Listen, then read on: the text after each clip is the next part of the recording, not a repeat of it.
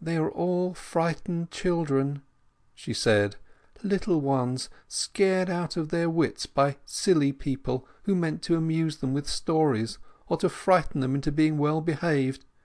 Nursery maids, elder sisters, and even governesses." "And can they never escape?" "Not unless the people who frightened them come to their rescue, and run the risk of being caught themselves."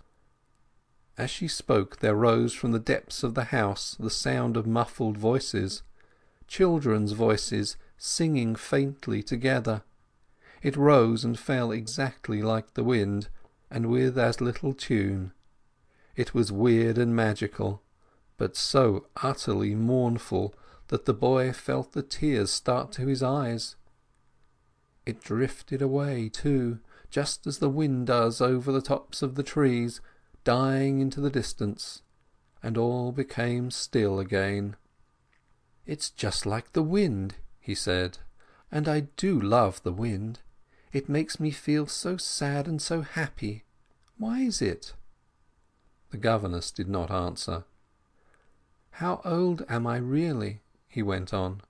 "How can I be so old and so ignorant? I've forgotten such an awful lot of knowledge. The fact is, well, perhaps you won't quite understand, but you're really two ages at once. Sometimes you feel as old as your body, and sometimes as old as your soul. They're still connected with your body, so you get the sensations of both mixed up." "Then is the body younger than the soul?" "The soul, that is yourself," she answered, "is, oh, so old, awfully old, as old as the stars and older. But the body is no older than itself. Of course, how could it be?" "Of course," repeated the boy, who was not listening to a word she said. "How could it be?" "But it doesn't matter how old you are or how young you feel, as long as you don't hate me for having frightened you," she said after a pause. "That's the chief thing." He was very, very puzzled. He could not help feeling that it had been rather unkind of her to frighten him so badly that he had literally been frightened out of his skin. But he couldn't remember anything about it, and she was taking so much trouble to save him now that he quite forgave her. He nestled up against her and said of course he liked her, and she stroked his curly head and mumbled a lot of things to herself that he couldn't understand a bit. But in spite of his new-found friend, the feeling of overmastering loneliness would suddenly rush over him. She might be a protector, but she was not a real companion. He knew that somewhere or other he had left a lot of other real companions, whom he now missed dreadfully. He longed more than he could say for freedom. He wanted to be able to come and go as he pleased, to play about in a garden somewhere as of old, to wander over soft green lawns among laburnums and sweet-smelling lilac trees, and to be up to all his old tricks and mischief, though he could not remember in detail what they were. In a word, he wanted to escape. His whole being yearned to escape and to be free again, yet here he was a wretched prisoner in a room like a prison cell, with a sort of monster for a keeper, and a troop of horrible frightened children somewhere else in the house to keep him company. And outside there was only a hard, narrow, paved courtyard, with a high wall around it. Oh, it was too terrible to think of, and his heart sank down within him till he felt as if he could do nothing else but cry. "I shall save you in time," whispered the governess, as if she had read his thoughts.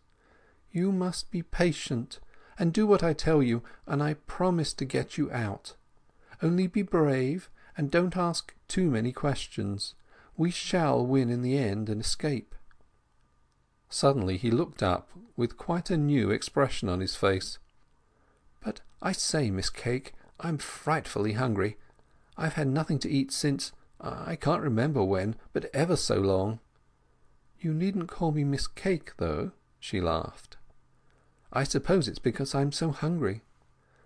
"Then you'll call me Miss Lake when you're thirsty, perhaps?" she said. But anyhow, I'll see what I can get you. Only you must eat as little as possible. I want you to get very thin. What you feel is not really hunger. It's only a memory of hunger, and you'll soon get used to it." He stared at her with a very distressful little face as she crossed the room, making this new announcement; and just as she disappeared through the trap door, only her head being visible, she added with great emphasis, "The thinner you get the better, because the thinner you are the lighter you are, and the lighter you are the easier it will be to escape. Remember, the thinner the better, the lighter the better, and don't ask a lot of questions about it." And with that the trap-door closed over her, and Jimbo was left alone with her last strange words ringing in his ears. End of chapter 6